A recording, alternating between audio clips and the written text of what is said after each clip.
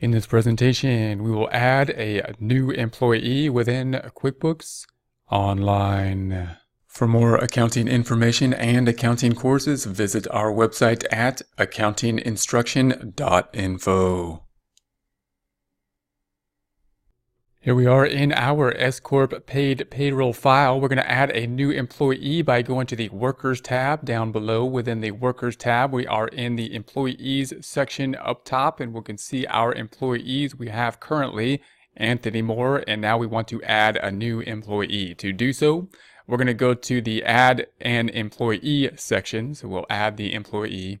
We're going to say this will be Beth Smith, and our goal here is to add this employee to be very similar to our current first employee so we can match the information between the two. So we'll have Beth Smith as our second employee. We're not going to add the email here, invite employee to view their pay stubs and W-2s online so that we can have it processed online, and you can look through the options for that. Of course, that can be a way to go more paperless to see the pay stubs online and not be required to show the pay stubs, so keep that in mind. We're going to say the date hired is going to be the beginning of the year, so the year we are working on, 2019.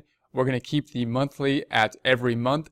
The starting date is going to be January 31st, so we're going to process the payroll for January 31st related to our new employee and be able to make some comparisons with it.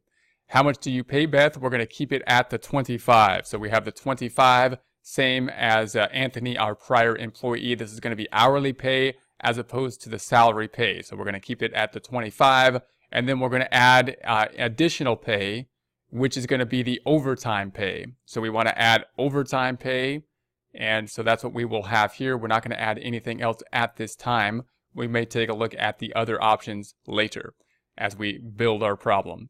So then we're going to say done.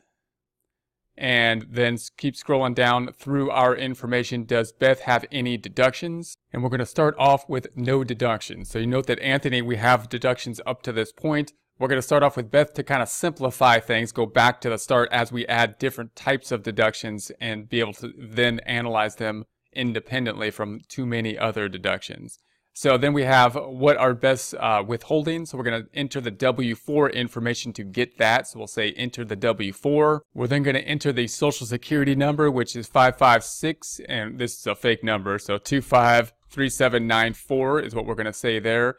Then we'll go to the home address, and we're going to say the home address is 1011 North Beverly Drive, and the city is going to be Beverly Hills, California. Now we're using the same address as our prior employee, so just note that 10. And then we're going to say that they're married in terms of the filing status, and that should match what we have for Anthony, our prior employee.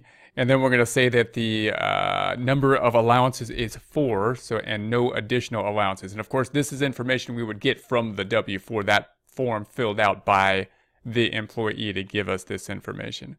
Then we got the California taxes. We're going to say the allowances will be the same of 4, just to keep in conformity, have the same amounts for the California and the Fed. We're not focused so much here on the California taxes, however. We're not going to add anything to the exemptions. It says these are not common, and that's true. So if you take a look at them, these aren't areas that we will typically need the adjustment for. So Beth doesn't have to pay the following taxes. It's rare that we don't have any Social Security or Medicare or whatnot related.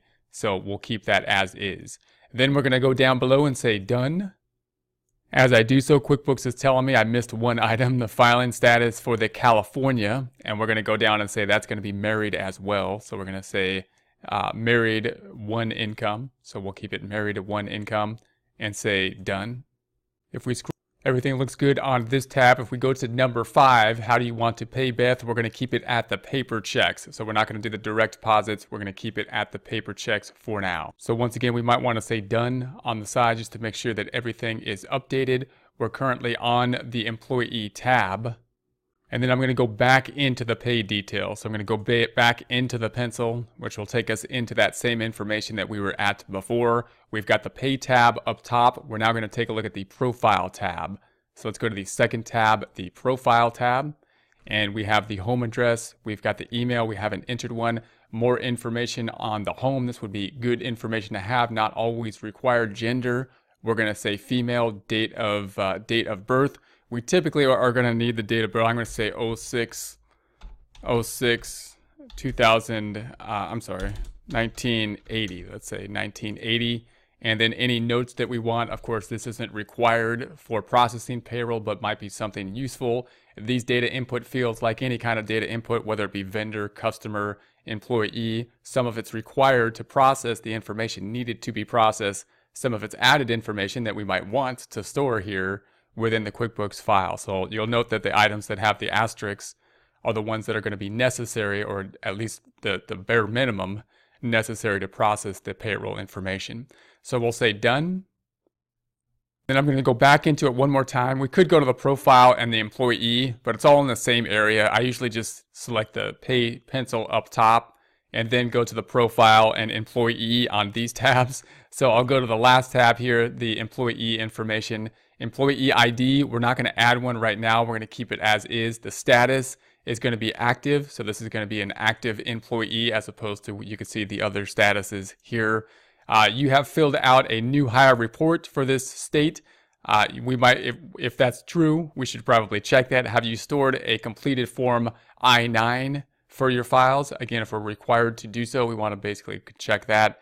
And then the hire date, we have the hire date here, work location. This is the only location we have. If we have other work locations, we can list those work locations. Workers' comp class, we're not going to deal with the workers' comp because that will be a specific to state and specific location and industry. So we'll go ahead and say done there.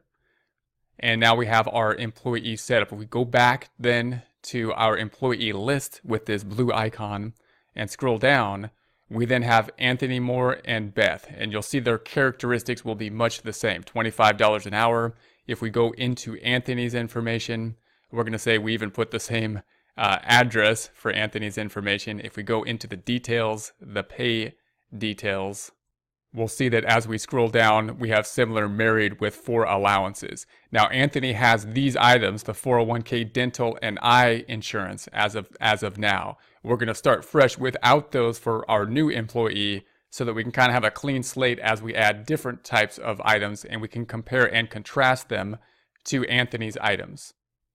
For more accounting information and accounting courses, visit our website at accountinginstruction.info.